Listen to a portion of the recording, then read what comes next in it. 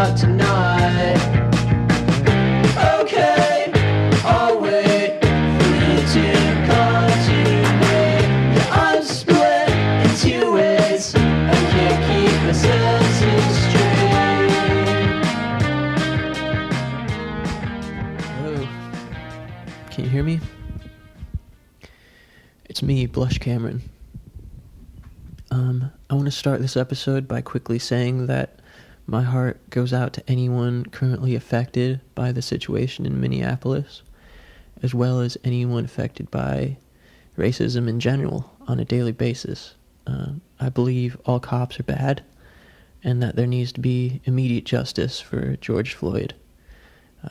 I 100% support the protesters and even the looters. I think what they're doing is great, and the structures of power need to see that the people will rise up against them and show how they really aren't needed, the police. That communities will take care of and support each other without them. It's really gross how police behave and how they've been enabled to view civilians as an other, quote unquote. I think it's pathetic. So, yeah, I just wanted to quickly verbalize my support before getting started, because it's getting really crazy in Minneapolis. Anyways, on another note, a lot of people listened to the last episode with Eric from Mom Jeans, and I want to say thank you. Not just to Eric for coming on and being so open during our conversation, but to all the Mom Jeans fans that checked out the episode. It really means a lot to know that people are listening and enjoying and getting something out of this podcast.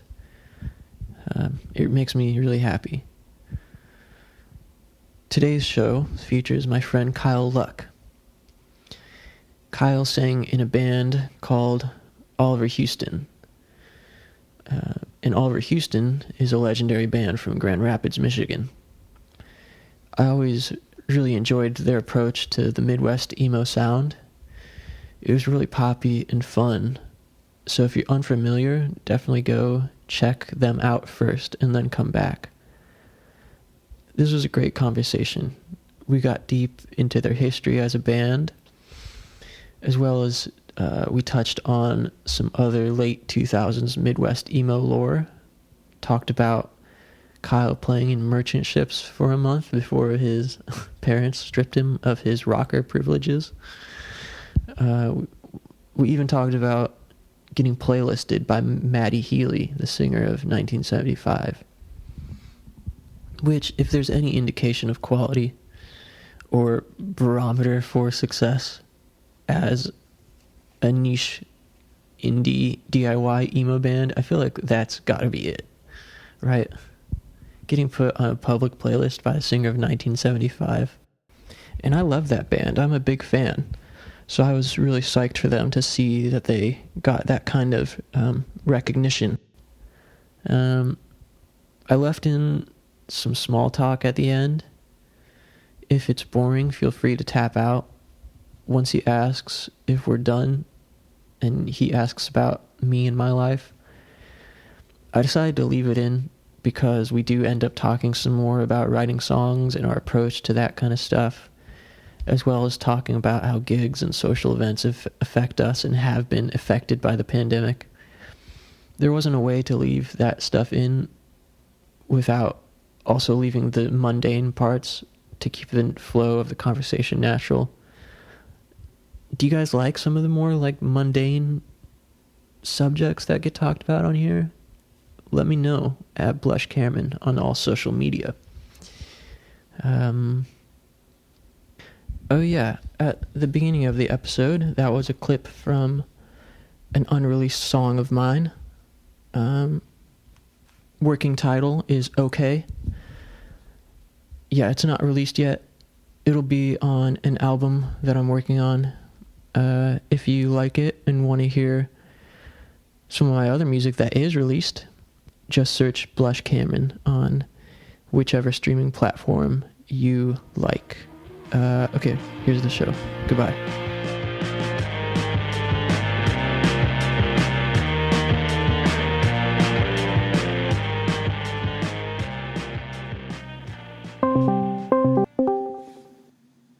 Hello? Hey. You would be like, yeah, let's use Discord. dude, it's the best chat platform. First of all, it's a chat platform for gamers. Secondly, Which we are. which we are. But yeah, I don't know. Skype kind of sucks these days. I don't know if you've tried it lately, I haven't used Skype in a long time. Yeah, I don't know. Skype exists somewhere in my mind with like LimeWire. Yeah, for real. Aren't you like doing like coding or something out there? What do you guys use to communicate? Oh, well, I mean, like, Discord is cool. I mean, I was just, joking around. Discord is great. Slack also, but it's like, Slack is really interesting, but is more like, I guess, good for groups as opposed to just like one-on-one. I see. So I feel like I'm in Slack a lot, like at my job. But no, I think Discord is cool, and Twitch and stuff like. I mean, Twitch is not necessarily a chat platform, but it's sort of in the same stratosphere. Apps for gamers. Yeah, like us. So if we could just start at the beginning, if you don't mind, of your whole path in through music and being a DIY soldier. How did you get into alternative music? Was there music in your house growing up, or? Yeah, definitely. I mean, like I guess I got into music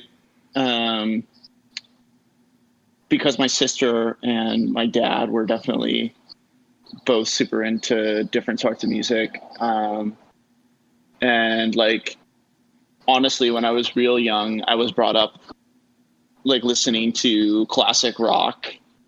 And like, I got a lot of that sort of influence from my dad, like, you know, a good Midwestern white dad from like, you know, born in the early 60s. Like, that was, like, definitely part of it was picking stuff up from him. But then my sister started to get into all sorts of music, and also was sort of into the local music scene. And so it's really like, I guess I started listening to, you know, broadly punk, pop punk music. And I mean, this was when Warped Tour was like a big deal. And so I definitely, early on, I was like super into Blink-182. That was sort of like a gateway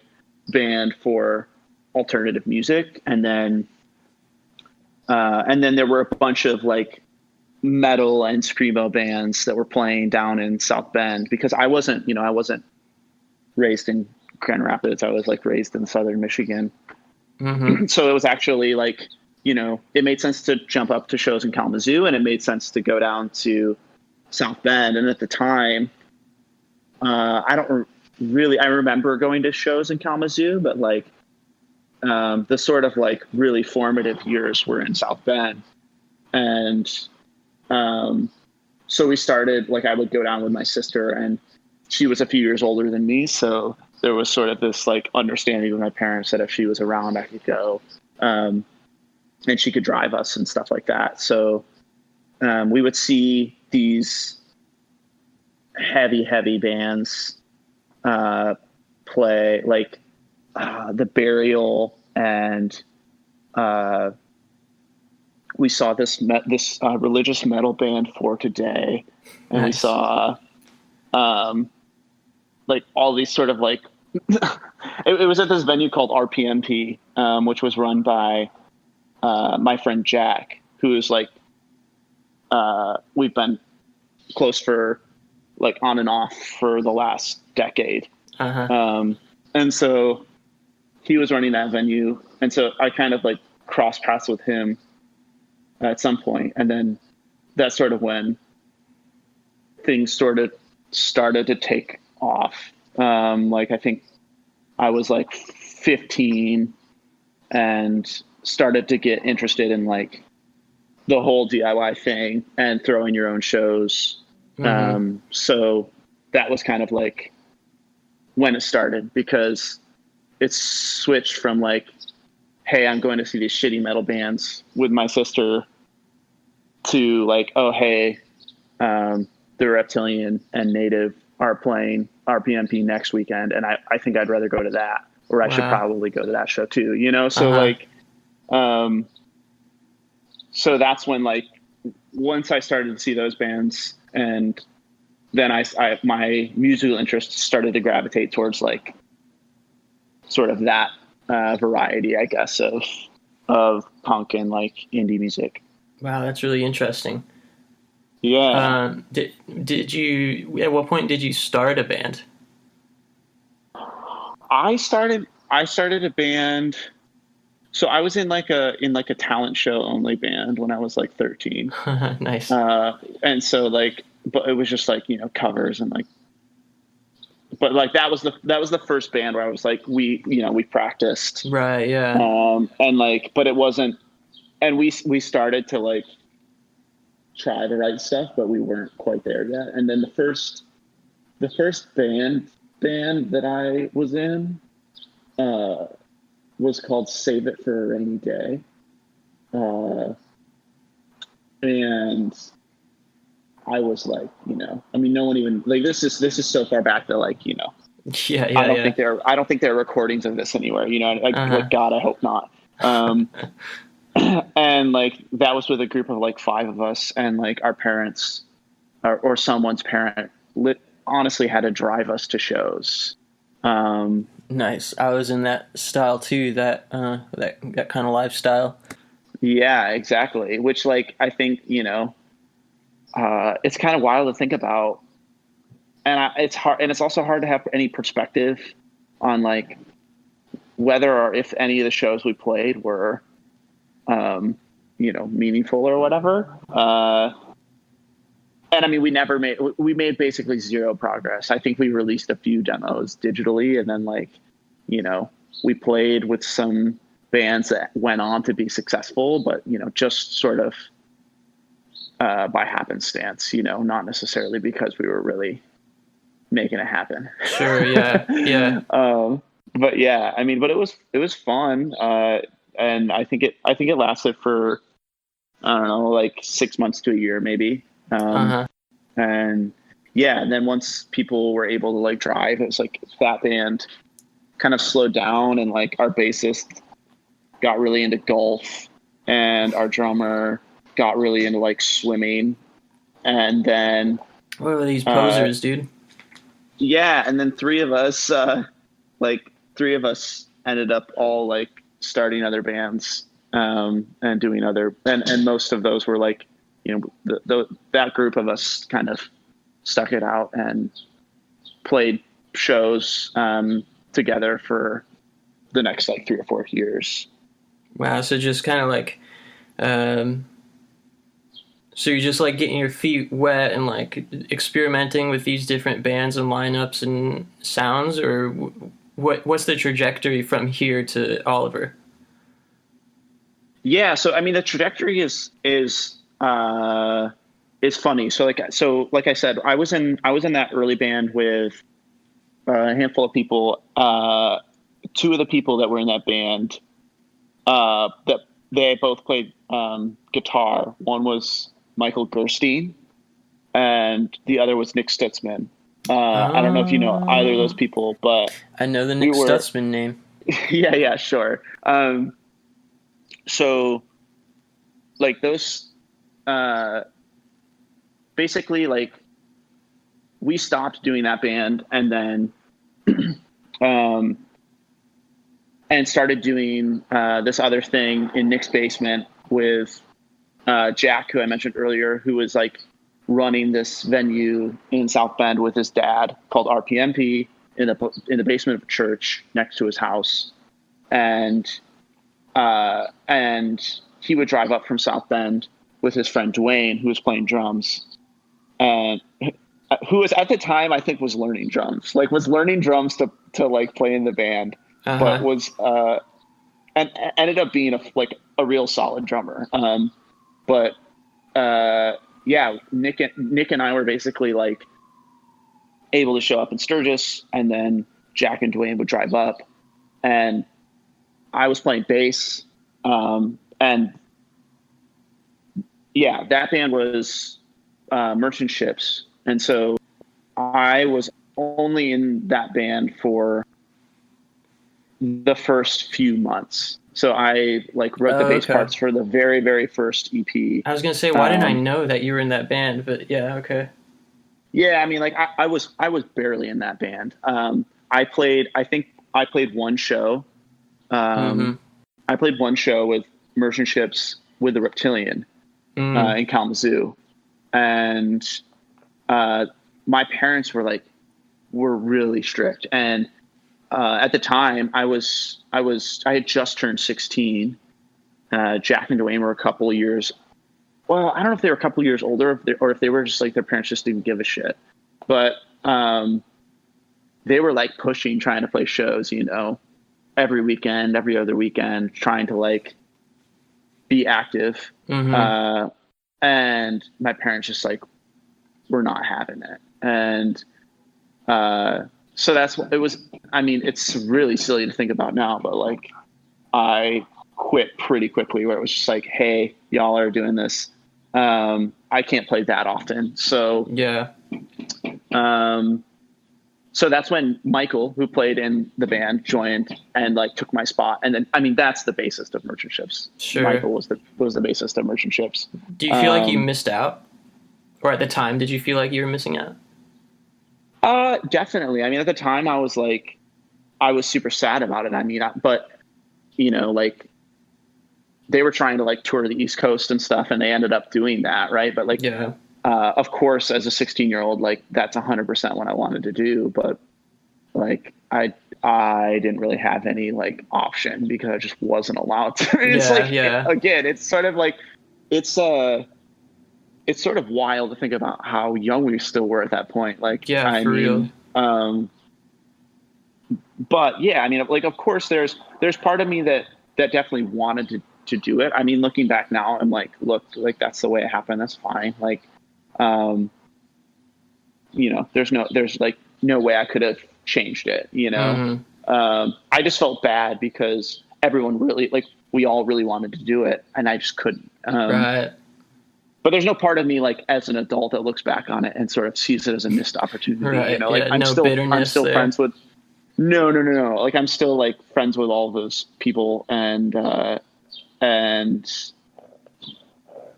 yeah, I mean, like, we just all started different bands, and we ended up in like wildly different places anyway. So, plus, like, the four of them had a very, like, you know, they had it sort of figured out for what they were trying to do, and they, like, for the thing they were trying to do, they did it perfectly well. So like, so yeah, that, like, so when I had to give that up, then I started a side project called The Exploration, which was something that like I could do that was mostly about just playing math rock and recording math rock songs by myself. And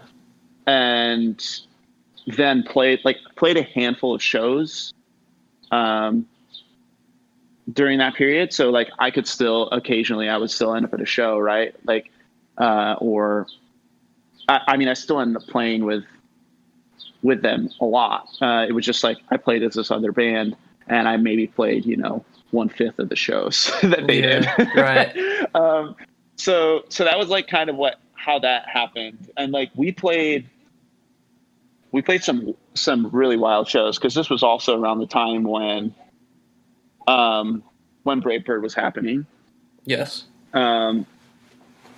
Or I guess a little later into it, right? Like, and this was also when the band Grown Ups was playing, and this band Castavet from Chicago. Damn, and then Castavet, Native, classic. Yeah, and then Native was also playing at this time in South Bend, and then you had the Reptilian as a 4-piece in Kalamazoo, and then like we played shows with a lot of Speed. I mean, like a lot of Speed was playing with Native a lot. They did like a run together, yeah, which is like hysterical to think about now. But I you know, remember those that two, though. I do, yeah. yeah, those two bands were in the '09 vernacular, were bro bands for for a while, right? Like, Yeah. um, so that period of time was like, you know, no one ever really cared about my project at the time.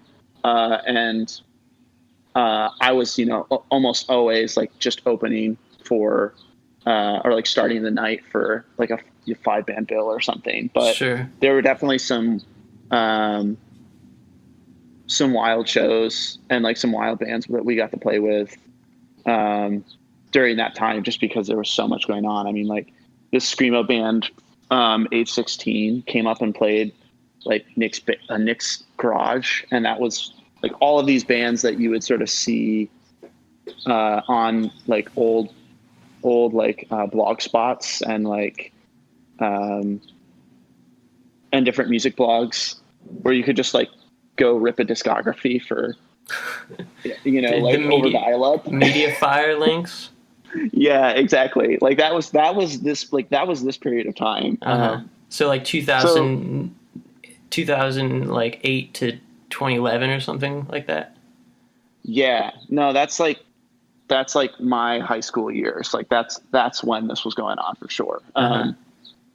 So basically, like, you know, all of that sort of ran its course, and I moved to Grand Rapids to go to college. And um, I guess I should also mention that during that period, Merchant Ships broke up, and Midwest Pen Pals started, which was Yeah. like, you know, a 6-month long or however long, like uh, offshoot of Merchant Ships, basically. But that's important because I met Garrett through that band. Like Garrett, I don't know how Jack and Garrett ended up meeting actually, but like they were sort of like started that band with Nick, and I filled on bass for a couple shows with them, but then like, I mean, they never had a bassist in the band. It was just the three of them. Oh, Um, interesting. yeah. So that's like, I mean, it was like, I don't remember how Garrett like ended up part of that, but basically like, Garrett, the drummer yeah, of Oliver Houston. yeah, right. Exactly. So like, I just remember we were playing this house show, or the Exploration was going to play this house show with Nick and Jack's new band, and they had this new drummer, and so we ended up in Jack's uh, like laundry room one afternoon, and there was Garrett, like, you know, setting up his drums, and they were, you know, rehearsing for that night or whatever. So like, um, yeah, I mean, like that's just important to mention for that Sure. reason, I guess. Yeah, But yeah, definitely. so then, yeah, like through that, I think Garrett ended up like playing some shows with the Exploration, and then once I moved to Grand Rapids in 2011, Garrett was also in Grand Rapids, so we played a few shows there as the Exploration. We wrote like a little EP that felt a little more like fully like fleshed out, as opposed to the stuff I had done by myself. And then we released that on vinyl, and we like played a few shows here and there. But it was this weird thing where like we were kind of doing it because somewhere in between when I released that music early on into high school and getting to college, like it sort of like accumulated enough internet dust that like all of a sudden there were people that cared about it, which was weird for me because, you know, all through when I was actively writing for it and doing that music, like it was just never a thing. Well, I was never a draw for a show. Like no one came out to the shows to see me. Like that just wasn't a thing. But then all of a sudden there was like this sort of international, like weird cult following of people that are like into this, what I kind of think is like awful music now, but I still think it's like, you know, flattering that there are people that care. I mean, that was kind of the impetus. It was like, well, I don't really like this music that much. I'm not especially proud to play it, but like it seems like people are paying attention now. So like to whatever extent they are, let's go ahead and try it. So we were practicing pretty regularly in Grand Rapids. We went on a tour.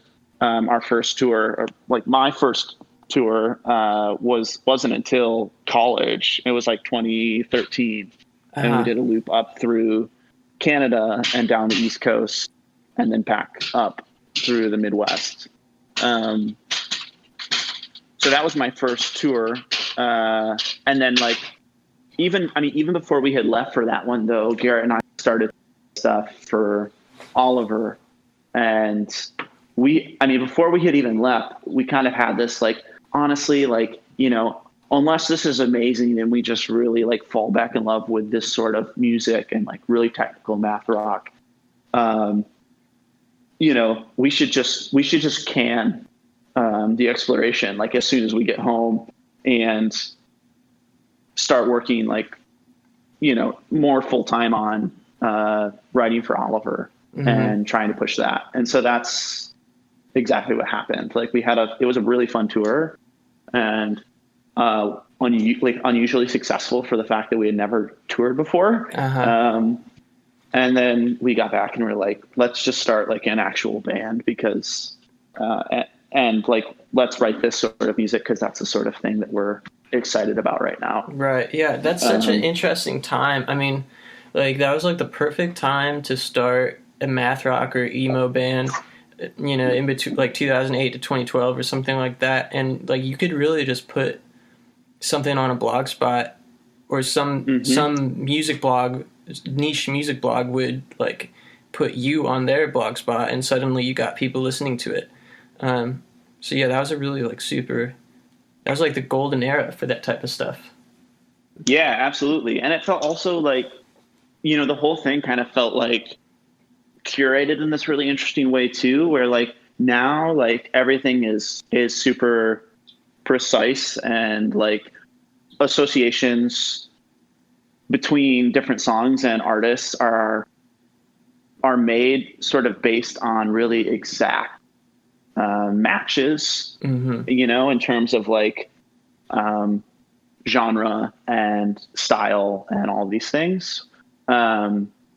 It's algorithmic, right? Like it's down. It's like it's really is that precise, whereas like and automatic. Whereas that was like really exciting because you could just go to these blogs and truly just like, just based on the picture or like based on like, how they folded their like first EP sleeve or whatever, there'd be pictures of them and like you could just download entire discographies. And I remember I would just like load up on stuff. Yeah. It felt it felt like discovering like treasure, Yeah, no, totally. And what was also interesting is that there was like,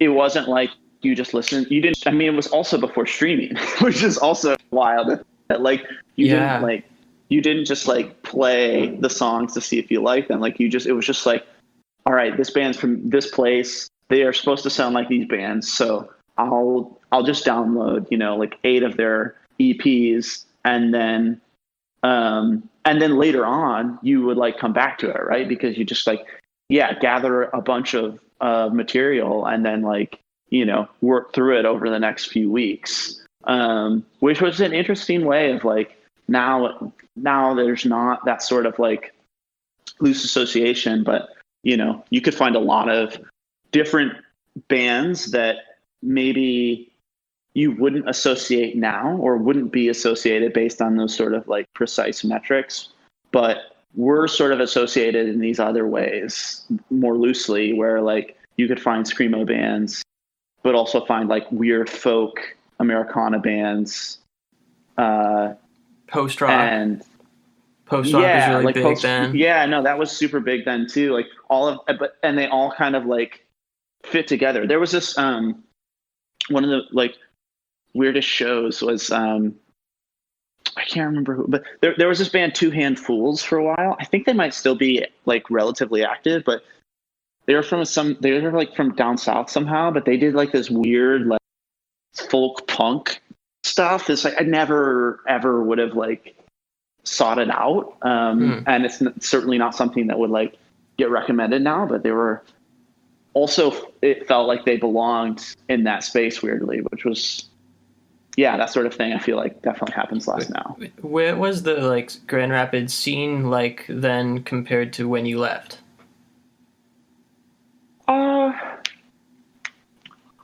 I don't know. I mean, like,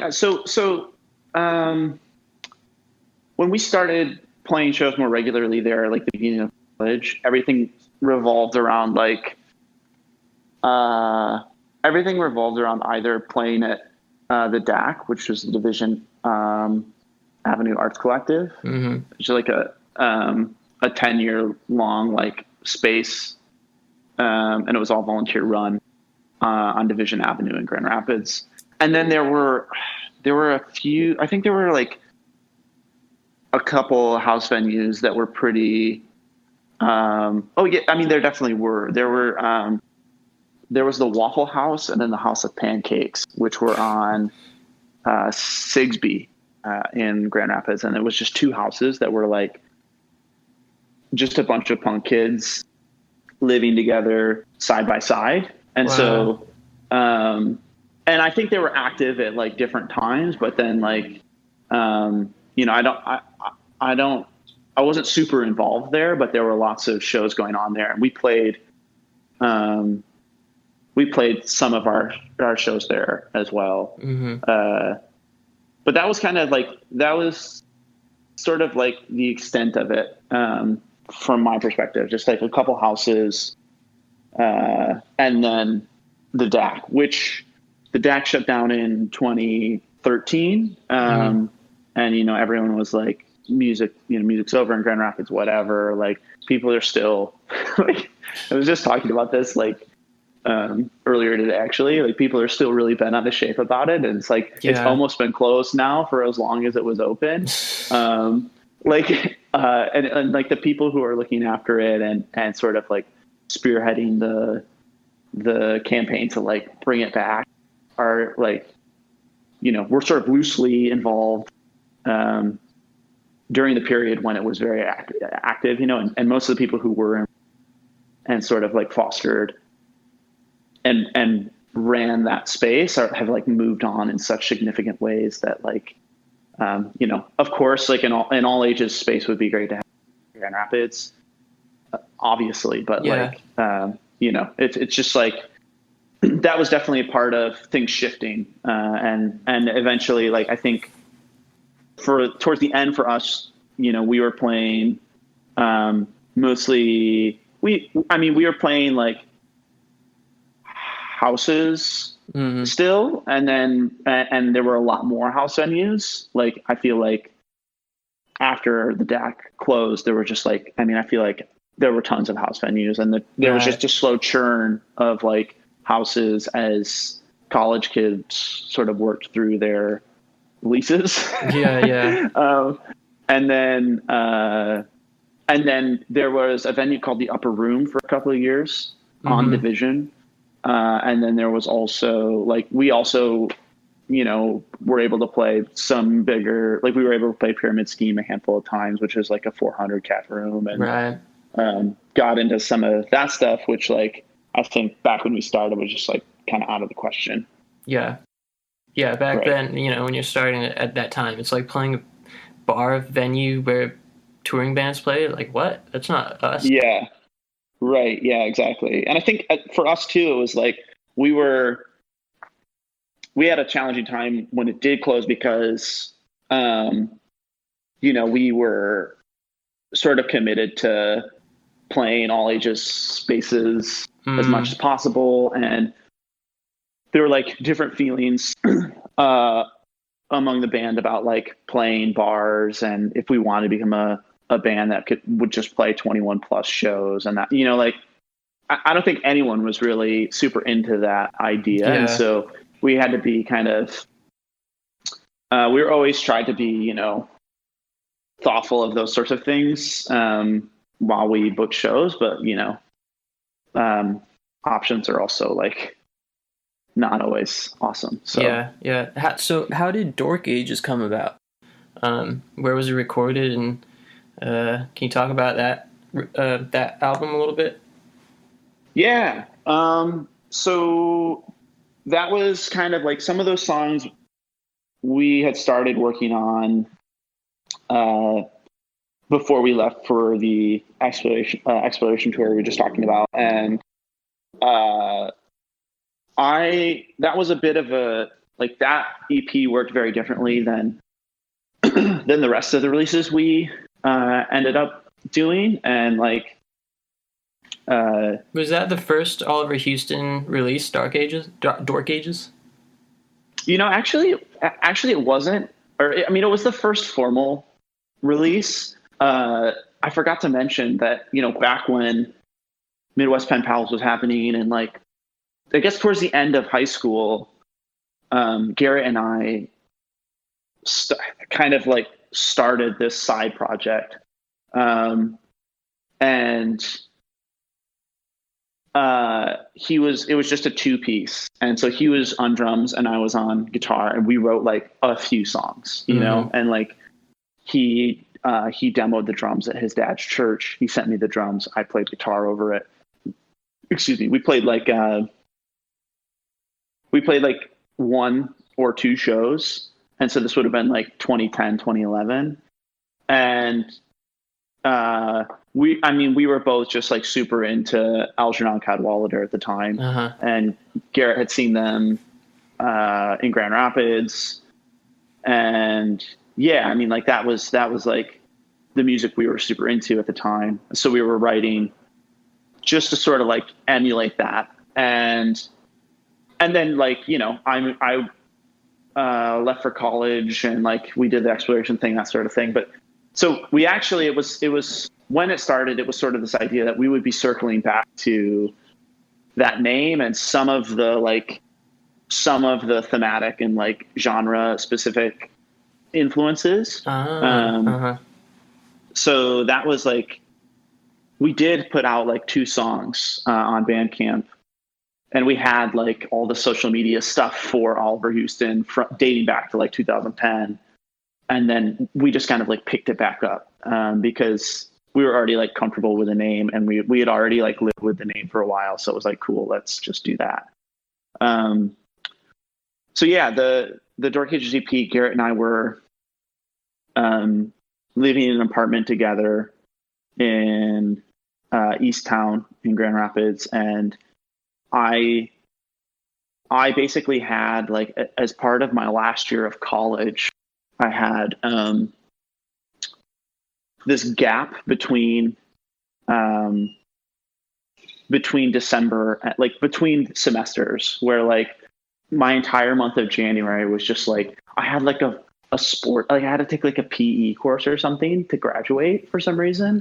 And so I was in this weird ass like hour of volleyball 3 days a week with my friends, like a serious volleyball course. Wow. And then I would go play volleyball, and then I would come home, and I would just like every other day that I wasn't in volleyball, or anytime I wasn't, I was just sitting in my bedroom writing parts for that EP. And so I like wrote all those songs sort of in a vacuum, and then I would just like show them to Garrett, and I actually recorded them.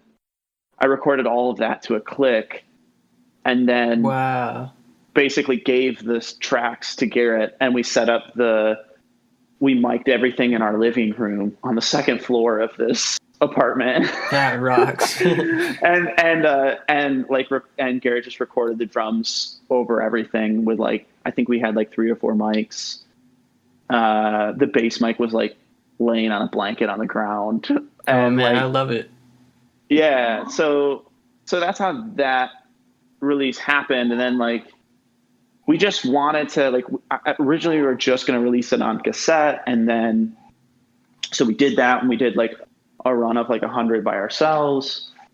And then, eventually we were able to release it on vinyl. And I think it's like, Was that with Broken World? So yeah, it was like this weird thing where I can't believe it actually happened, because like we wanted to release it on vinyl, and at one point we had made enough money where like we could have probably done it ourselves. And then like we pitched it to a few different labels, and we sent it to Broken World, which at the time was like, you know, was a really cool label. And they had like Island of Misfit Toys, which was this, you know, big Chicago band. Like I don't remember how many people were in that band. Yeah, but, physically big. Yeah, exactly. So I mean, they had like interesting bands, and so we pitched it to them, and like they were kind of like, maybe eventually. Now I was like, honestly, we can wait. Like we put it on a cassette. If you want to put it out later, it's not that big of a deal. So they slated it like way out, and it was to the point where I think the last time we reached out to them about it, it was just like, I was so sure it wasn't happening. I just wanted them to tell us it wasn't happening so we could like figure out a different way to do it. And then they were like, okay, I just put the order in. Yeah, dude. It's funny because, you know, multiple bands have that experience with them at the time, and what was run by like a past member of The World Is or something. Right. Yeah. And I didn't know them that well. Like we had met like before, I think, and like, you know, I don't even know if they remembered it. Like it was a very like loose connection, which also sort of amplified the sense that I don't know if this is ever really going to happen. Yeah. Did they like did they get like major label money at some point, Broken World? I have no idea. Yeah, I have no idea. Like I don't know anything about the internals of that label.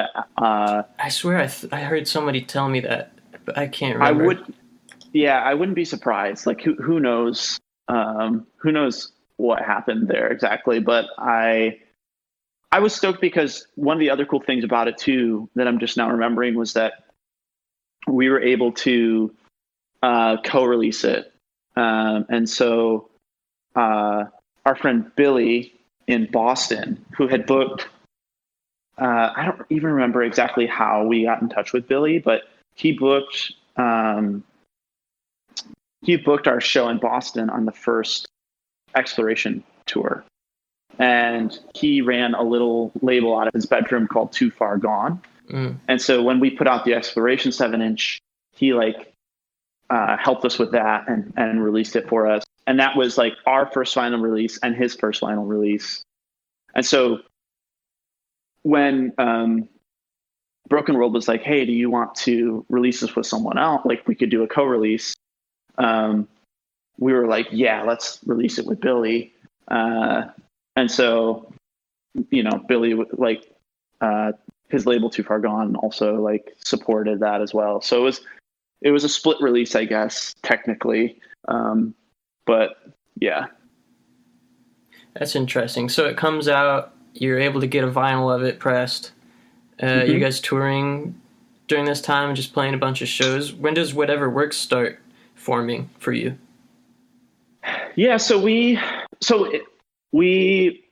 started to, because Garrett and I did Door Gauges sort of by ourselves. I mean, I played bass on that record. There was no one else in the band at that time, and we were really proud of the songs, and we wanted to start playing more shows, and we had enough songs to play. We had those 4 songs, and then like a 5th one that we never released. And so we obviously realized we weren't going to be able to do it right as a 2-piece, and we like practiced a little bit that way. This is just like, we just want to be in like a real actual band. So then we started having conversations about like who in town could play, and there was this band Running Shoes that was really big in Grand Rapids at the time, and their front person, Matt McHugh, played bass in that band and sang in that band. And he and Garrett were like closer than Garrett knew Matt far better than I did at the time. Mm-hmm. I feel like Matt and I sort of knew of each other, but had never really like hung out, but Garrett and Matt had hung out before. And so, yeah, at some point we asked Matt if he wanted to be in the band. And so then yeah. And then we started like practicing, the three of us, and teaching Matt the songs and that sort of stuff. And then we also met, this guy, Caleb, through another friend. And his name's Caleb Jorgensen, and he was like he was a super good guitarist, had no interest in sort of like the music we were playing. Like I feel like he was super into like Tame Impala at the time. And like, he was into sort of like, I don't know what sort of music he was into exactly, but like It was he was into Midwest more sort emo. of like, no, yeah. And so he was sort of like standing in, and was like, he was playing all the shows with us for like, honestly, almost a year. Cause we started to play shows regionally pretty frequently. And he was great. Like we had a blast playing with him, and it was great to have him around, but he was just like not, he wasn't interested when it came time to start writing. He was kind of like, I can write parts for this, but like, I'm not especially interested in like writing this. I'd rather write in like standard. And so that's kind of like how things, I guess, progressed. Like we had that group, and then at some point we had a conversation with Caleb where it was like, hey, like, if you don't really want to do this sort of music, like, do you care if we find someone else who does? And he was super chill and was like, no, like, that's totally fine. And so then we started trying to figure out like who else we would have in the band. And we were a little ways into writing. I mean, a very small ways into writing for Whatever Works at this point. As in like probably a couple like half finished songs. And that's when we met Terry. And I think that's around the time that you and I met. Cause we played, we played a show in East Lansing. But yeah, no, that is 100% when we met, because we played a show in East Lansing, and Caleb was with us, and I think it got shut down. It was like us, American Dirt Bike, and Dowsing. Oh man. Oh, this memory is not. Yeah, I feel like I should remember this if I was there, but I'm not sure. Okay, yeah. Well, I don't know for sure if you were there or not, but yeah. And it was yeah. Anyway, that's for sure when we met Terry. I know that, like, I mean, I for sure met you through Terry. Yeah. It was sometime around then. Yeah. Yeah, and so he booked that. I'm pretty sure he booked that show. And I don't know how. I think Garrett and he knew each other back from when he was in Bravebird, and like that's how we got that show. Like, I'm pretty sure Garrett booked that show, and we played it, and we like hung out afterwards, and everyone was like, "Yeah, Terry's super cool." We like hung out on the porch before the show, and then I don't know how it worked out, but he like, I guess we let him know that we were looking for someone else, and he drove across, like drove from the east side of the state to Grand Rapids one weekend, and and we played, and like it was, I mean, he was a very good guitarist, obviously. Yeah. And so everyone was just like immediately like, yeah, this is great. And yeah, so that's when we started like really, like we really started writing then. And so he was like kind of driving back and forth quite a bit. And we would like, he would come out for a show, and he learned all the old parts and stuff. And he would like drive out for a show, and we would like, use all of our door money to like, not all of our, but we usually tried to like get him gas money, but it was like inconvenient for him. He was like driving back and forth and that sort of stuff. Mm-hmm. But yeah, that's when we started writing pretty regularly for the full length. Did you guys write together, or was it like a Dork Ages situation where you were writing the songs and bringing them in? It was totally different. So after people joined everyone was, I think theoretically, as much as we could be, committed to like a very democratic writing process. So I had never been in that sort of situation. I'd always like written everything that I had been a part of, like pretty meticulously, at least the guitars myself. Mm-hmm. But part of the like allure of being in a full band was like, wait, everyone can write. And also it was at that time, like with the four of us, Matt, Garrett, myself, and Terry, like it was a band of four songwriters. Like all four of those people were like very capable of writing a song front to back themselves, Sure. Which was also something that was like brand new to me.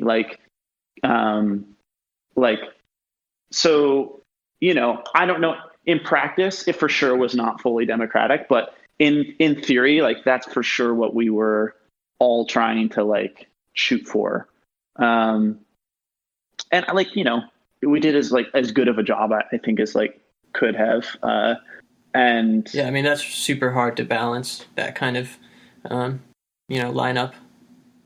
Totally. And it's also like slow. And I think that's where Yes. like, that was the hardest part, was that it was like, it was super slow because I think looking back, I wish we had worked out a system or like a better way for everyone to write their own songs, like kind of front to back, and then bring them to the band and let the other three people sort of like produce the song. Mm-hmm. Like, or like work with one other person primarily on the song, and then like everyone jumps in and like, because a lot of good ideas and a lot of good songs just got shelved or sidelined because, we weren't all there when it started. Right. Which was, I think like ultimately the record ended up being better for it, because by the time we got to the studio to record, like all the parts were like, I mean, front to back, the parts were very worked out at that point. Everyone knew their shit. And like, it was like to the point where like we played, I mean, the lyrics weren't done, but like the melodies were there, all the guitars, all the drums, all the bass. And so it's to the point where like, we could play it instrumental front to back. And we did before we went in. And, so it was like, it was very worked out. And so that was the plus, like that was the big benefit of doing things the way we did. The downside is that like, I think we could have been more prolific if we had like, done a better job of just like, I don't know, like not editing each other so much. And it was just because like everyone in that band could pretty much play everything except for like, I couldn't play drums, but I think everyone else in that band could like hold their own at every instrument. Sure. Yeah. So like everyone was super involved in each other's parts. Were you happy with how it came out? Yeah, I think so. I mean, like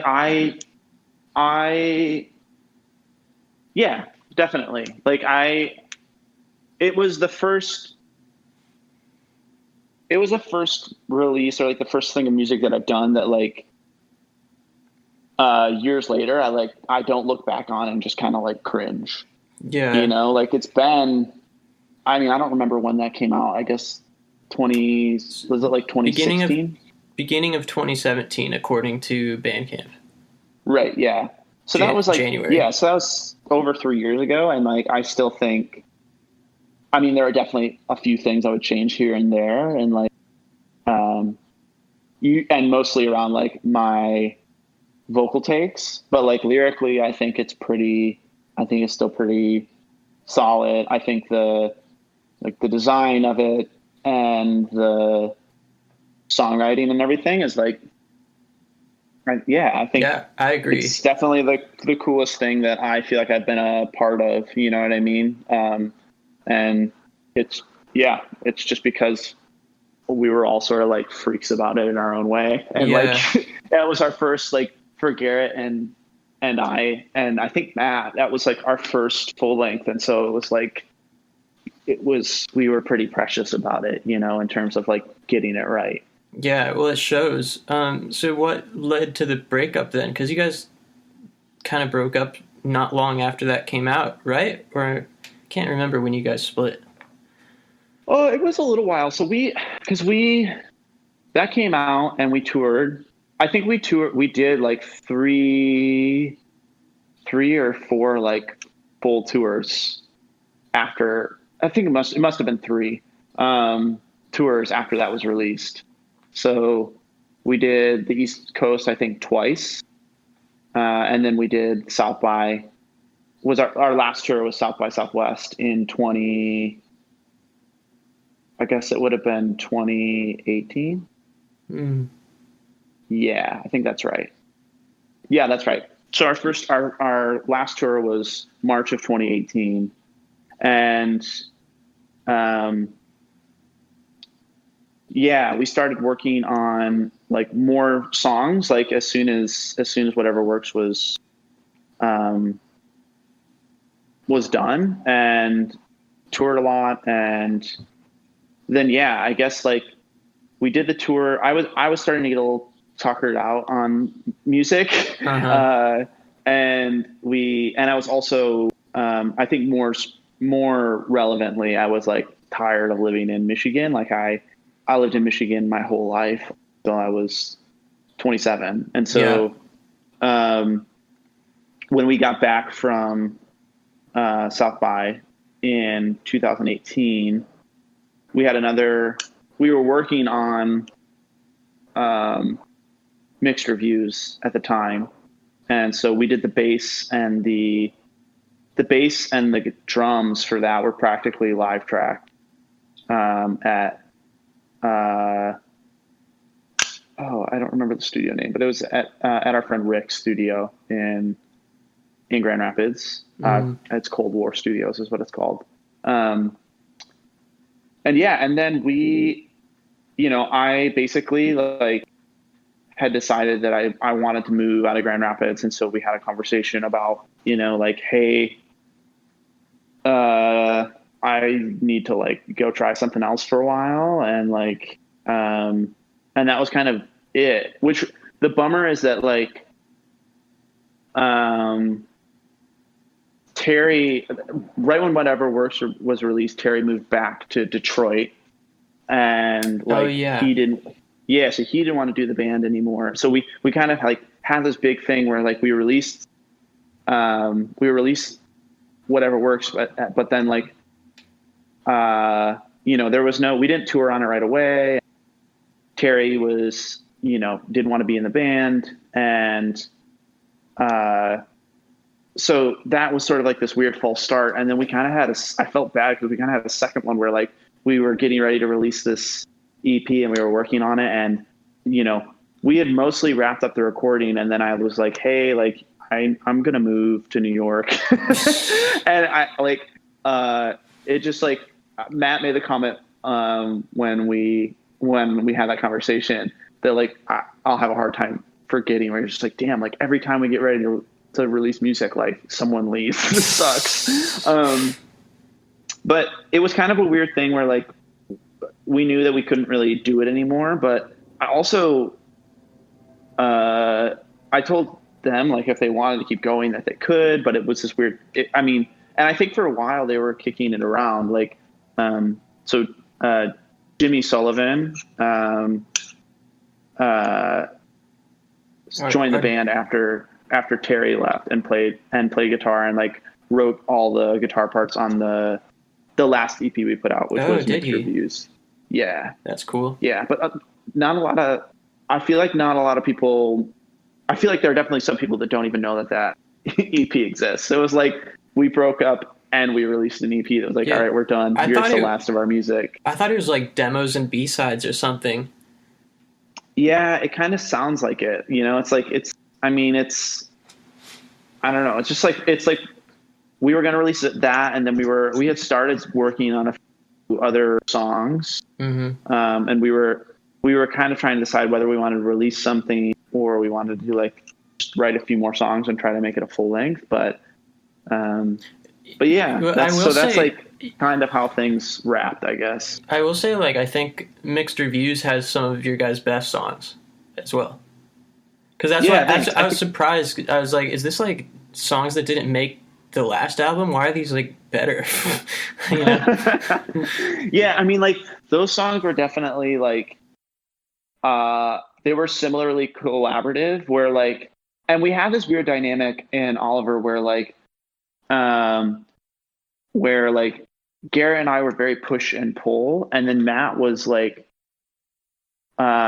usually like not indifferent, but he was usually positive about anything, you know, like he was positive about whatever part, and so he would weigh in, but he was like happy to take a song in any direction.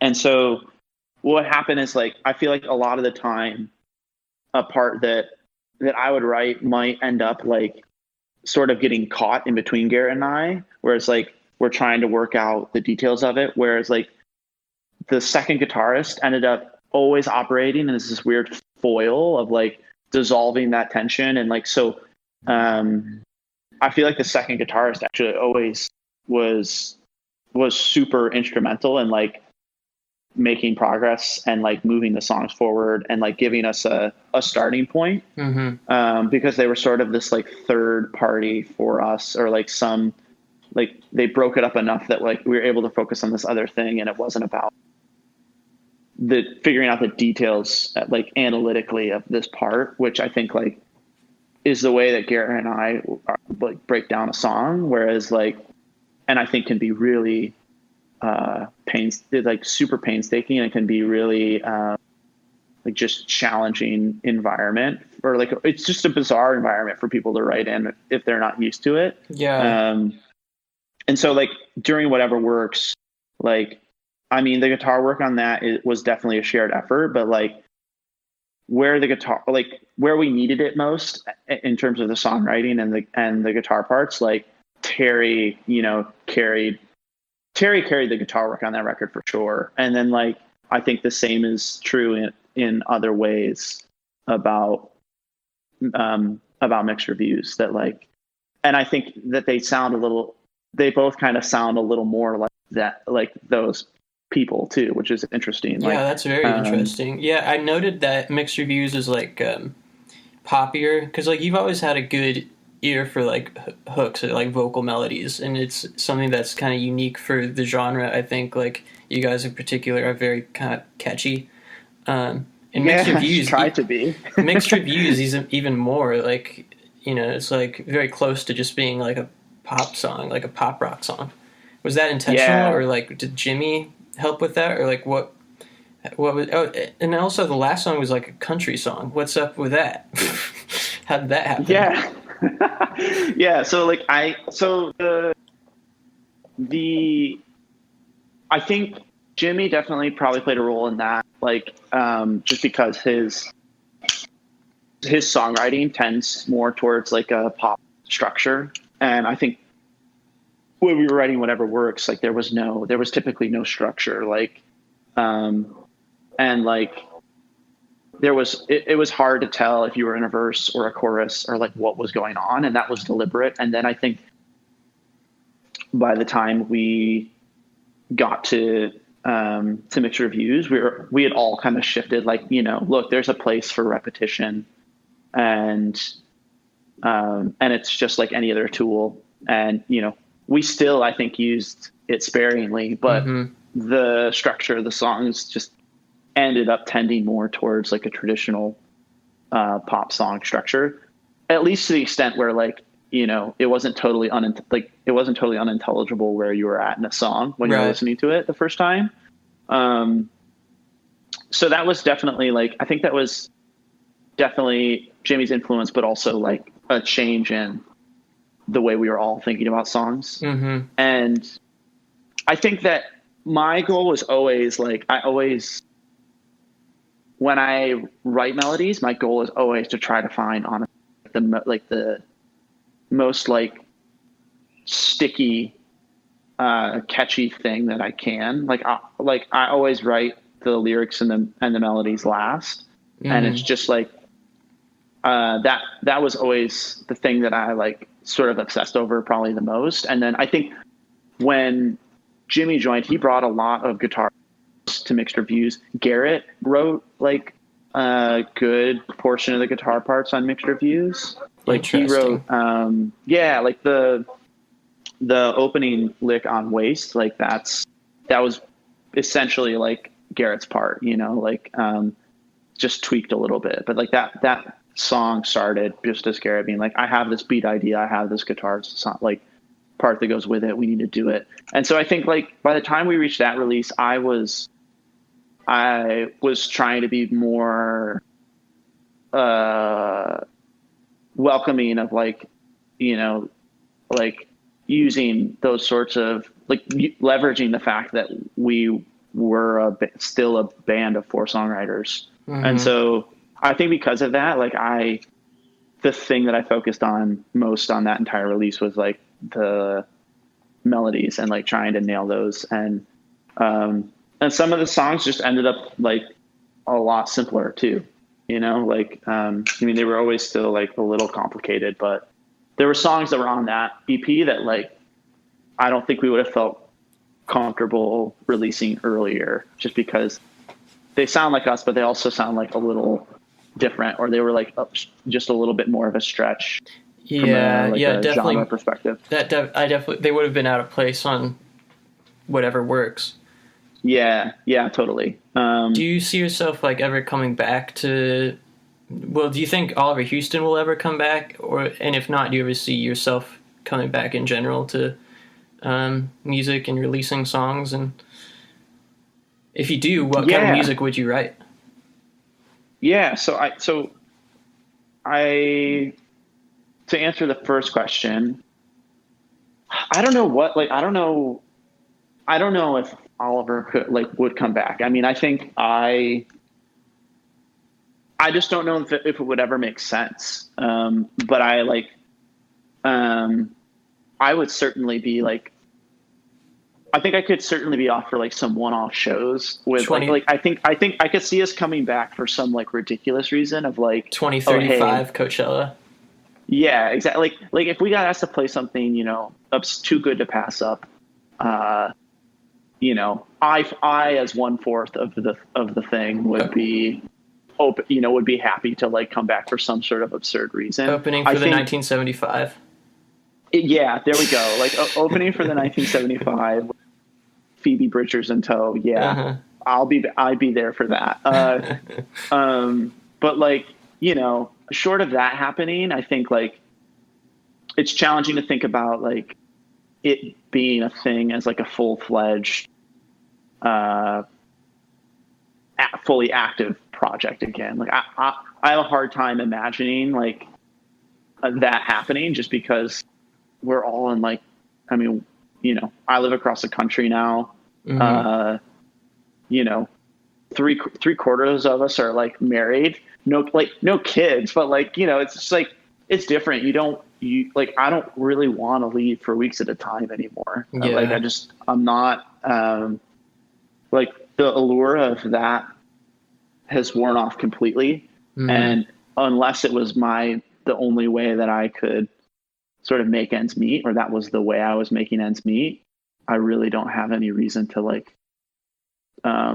pursue that, and like I think at least not to the extent that I would feel like we would need to make it like a worthwhile thing. I think like your second question is kind of like is definitely part of the plan. I think I am trying to figure out now actually like where I fit into that world, and like to what extent that world is still a part of who I am, and like to what extent it's not anymore. And I think that I will definitely release more music, like and I definitely have I have songs in the tank right now. Like I've been I started writing actively again last winter, and like I've got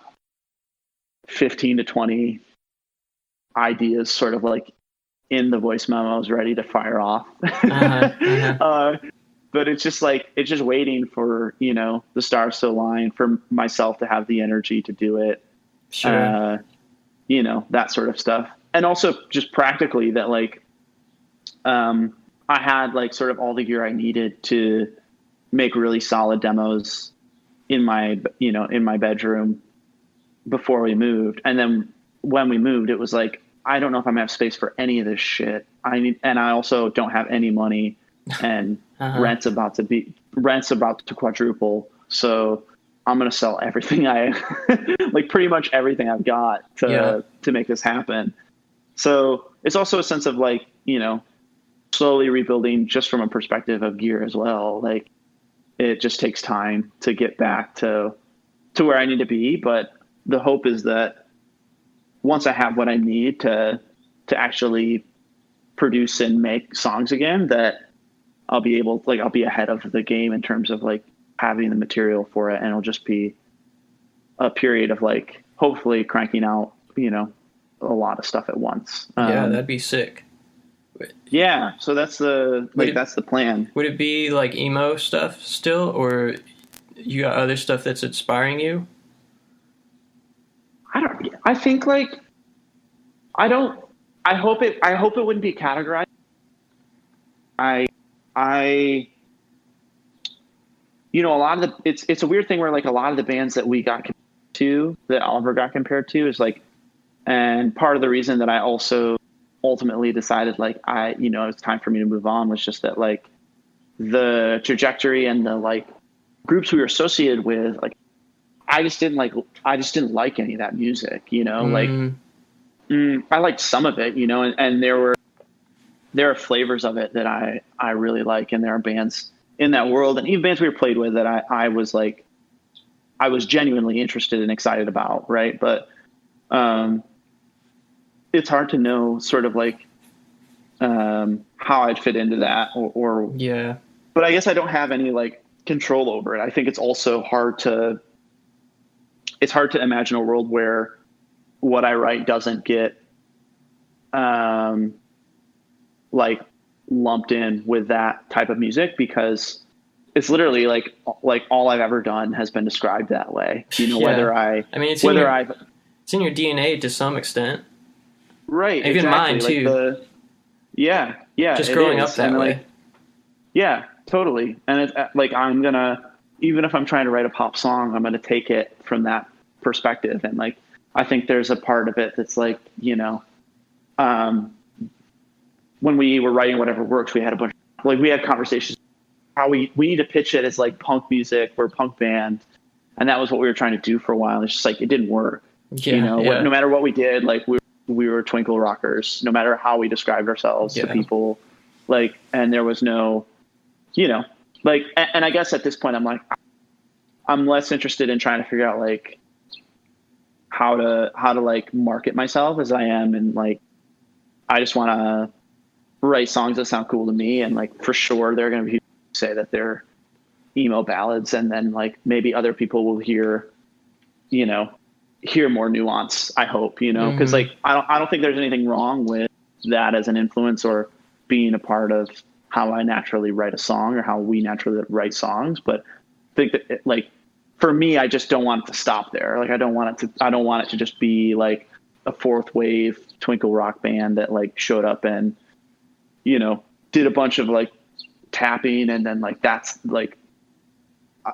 not what we were doing. Yeah, totally. and like, and that's not, I mean, that has its place. It can be super like cathartic and fun way of doing music, but like, that's definitely not what we were trying to do. And definitely not what I'll try to do in the future. But, we'll see, I guess. Damn, I'd be excited, whatever you got. Yeah, thanks. Yeah. My last question for you is, what was it like finding out that the singer from the 1975 put you on his playlist? That must have been surreal. Well, honestly, like I only loosely knew of the night. Like, this is so like, me living under a rock in 2020, I guess. But like, I only halfway knew who that band was. And then I like saw a tweet about it that was like, I can't believe, this is like so weird. And then I was like, oh, that band, I've heard of that band. Like, where have I heard this band? And they have like 9 million Spotify listeners. And I'm like, oh, what the hell is going on? I mean, it happens though. Like, it's weird. Like, I don't know how or why like that happened. And like, I tried to reach out to that guy on Instagram, and like, there's just no hope, that you're ever How are you going to get through? Yeah. No way. Like, you're just like, it's just not going to happen. But I guess it's chill. I mean, like, I think it's interesting that like people are still listening to it. I think that that's cool. And I think it'll be interesting to see, like I said, in the past, the bands I was a part of, just, they weren't at all successful. No one listened to them when they were active. And then once they stopped, it was like everyone was interested, or like the people who did get interested, right? That they didn't get interested until it was over. And so now it'll be interesting, now that like Oliver has been quiet for a year and a half, like 2 years, to see if or how it ages and continue to listen to it. It seems like people are still listening to it now, but you always wonder like how, the internet does weird things to music and does weird things to like popularity, where like Oliver was the band, like, it was most successful. It was like the most successful active thing that I was a part of. Whereas like when we were doing it, we had really supportive like friends and a really supportive community, and people that were actually like, driving a few hours to see us, which is like, that had never happened to us, to me at least, before. So yeah, I mean, like, I guess if the rule holds true, then like Oliver, like, everyone's going to stop listening to us. And like, now the shit, but yeah, I mean, like, it's cool. I think it's like, I'm glad that it's out there. And like, I think some of my old music, I try to even avoid associating myself with it, because I'm dislike it so much, and like, it's not available and people can't find it. There's definitely a reason for that. And I think like with Oliver, I mean, I'm only a quarter of the say in it, but like, I don't necessarily ever want to do that. I think like, I hope that I'll always be like respectful of the thing that we made. And like, it may not always be like it might not be my taste in like a decade from now, but maybe it'll be someone's taste. And like, I think it's chill to just like keep it there for those people who are still interested, as long as they are, Yeah, that's beautiful, dude. I think you guys, I think the music is sick for, fans of that style. And I think, even if you're not a fan of that style, there's something there for people to get into. And, that was always my favorite type of band growing up. The bands that inspired me were bands that didn't have an audience while they were active, because there's some sort of like raw, like, commitment to what you do at that point, So I don't know. I appreciate you guys a lot, and I appreciate you for talking to me. Yeah, you too. Thanks for doing this. Is there anything germane to the interview or to the podcast that we need to address before I can ask you how things are going for you and how your life is? No, we're good. We're all set on the pod. Cool. How's life for you, dude? How did you end up in Philly? I ended up here because I met the Strange Ranger guys, just playing shows when they would tour through Michigan, play shows with them. And kept in touch and was like, yo, you guys should hit me up next time you're in Michigan and we'll chill. And, they were in Portland before. And right, yeah. They were like, actually, we're moving to Philly and you should come. And I was, like you, very ready to leave Michigan. And so it was just like the perfect opportunity, perfect timing. And I'd hit it off with these guys, and it's like, all right, this seems like my chance to get out of here. Right. Damn. Yeah, and it's been great. How do you like it? I love it. I mean, the grass is greener a little bit. I wish I was in New York City. Okay, yeah. But there's just no way at this point in my life I'd be able to make it work. So this is great too, And I'm very happy with. I've met a lot of cool people and. Right. Are you Do you come into the city often or no? You've been here a couple times, yeah? Or? Yeah, once like every couple months or Okay. so. Yeah, we play up Cool. there. We've played up there a handful of times since I've moved here, and yeah, I love it up there.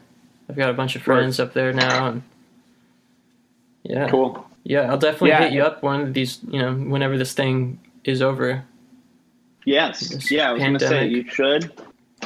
Also, very weird, but if you ever do decide to move up here, we like know enough people now that like we might have, tips for you on housing and that sort of stuff if you end Ooh, up I'll keep that in ever mind. wanting to make it happen. Like I have a friend who I was working with who his uncle died, and so he got an apartment in Williamsburg, but he's gonna have to rent it out, and he's like talking about renting it out for like $800 or $900 a month. Whoa.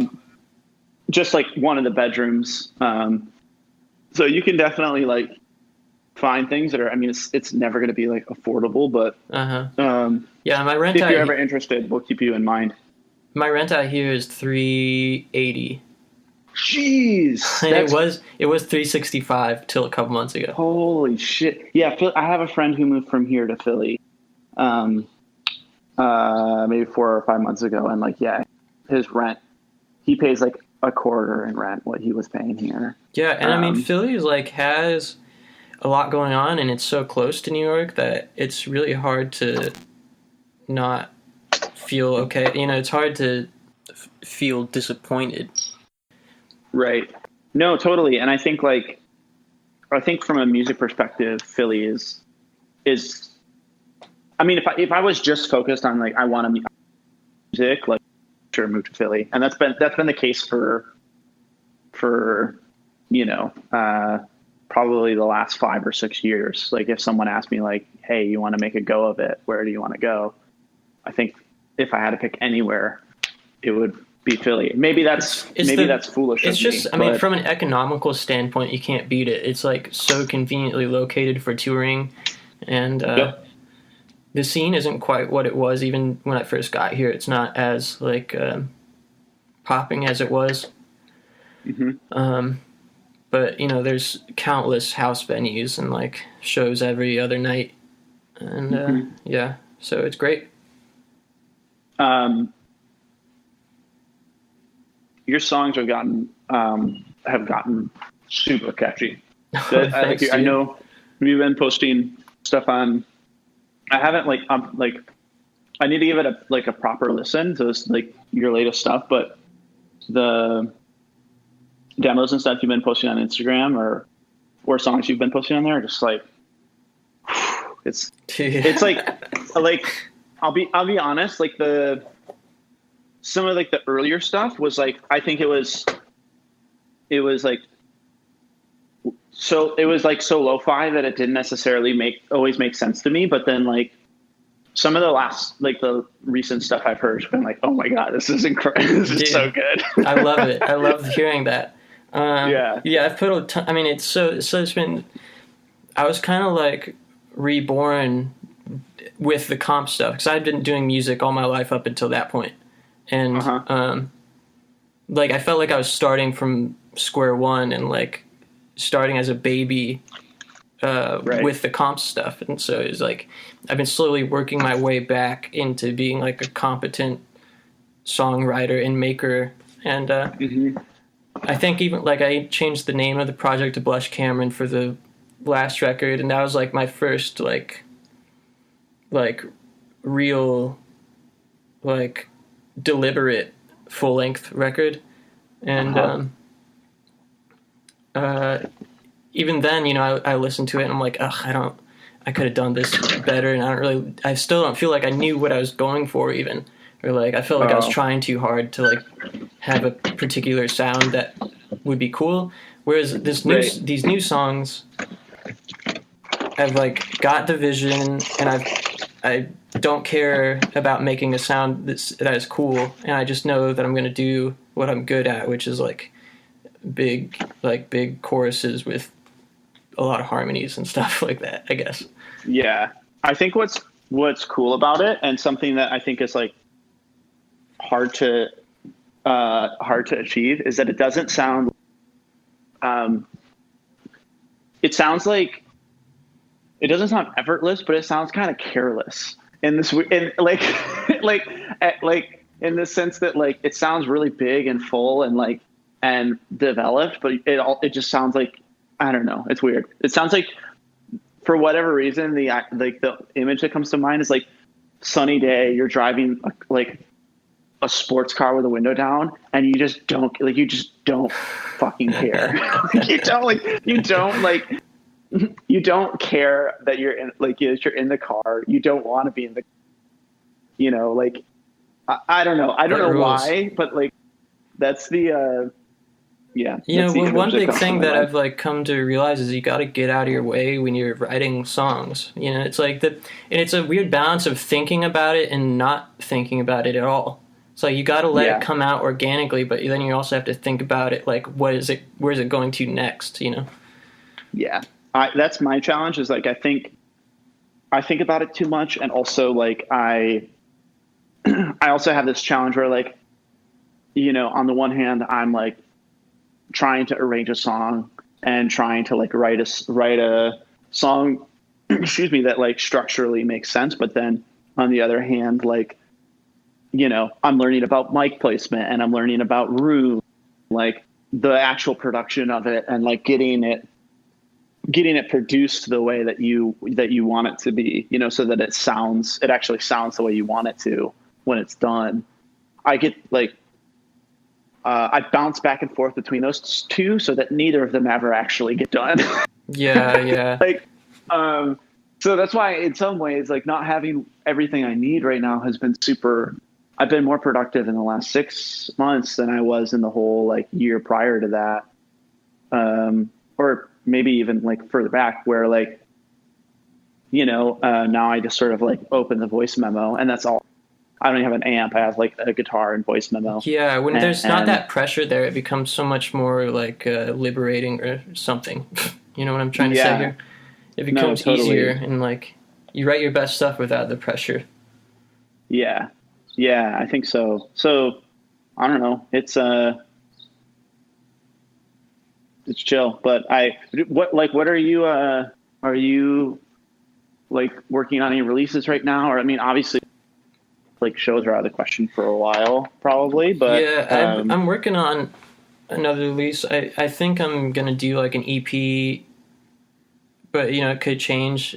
And especially considering that I don't even know if I would release it this year if I can't tour or play shows for it. But I don't know. It's hard to know what to do. Yeah. Right now is like, I hope that event spaces are able to open back up. 'Cause like that shit's going to get gnarly if not. And also for your sake of like, like that's your job right now. And like, it's just like everything is like up in the air and it feels a little like event spaces are like some of the last, like some of the most uncertain in terms of like what's coming, and like how badly they'll be affected. And I've realized like how like reliant I am on going to shows just for my like self-esteem, like going out and interacting with people makes such a big difference when you're getting that kind of feedback, that social feedback, like, oh, this person's laughing at my joke, or like this person is like, actually having a conversation with me in person and like looking me in the eyes and like respects me. I think that like does make a subconscious difference. Absolutely. Yeah, it's wild times. I hope that I hope things like shake out okay over the next little bit. Like hopefully you get your unemployment and shit, and then hopefully you don't need it for too much longer. For real. Hopefully I'll see you when this thing is over, either out there. You guys are always welcome to come out here. Yeah. If you feel like getting away. Yeah, we are. we've been planning on making it down to Philly for a while. I'll send you, actually, there's supposed to be this, do you eat meat? Yeah. Okay, word. I'll send you this, there's like this taco spot in Philly that's supposed to be incredible. Maybe you've already been there, but it's this like barbacoa spot. Yes, dude. Have you been? Yeah. South Philly barbacoa, dude. It's so good.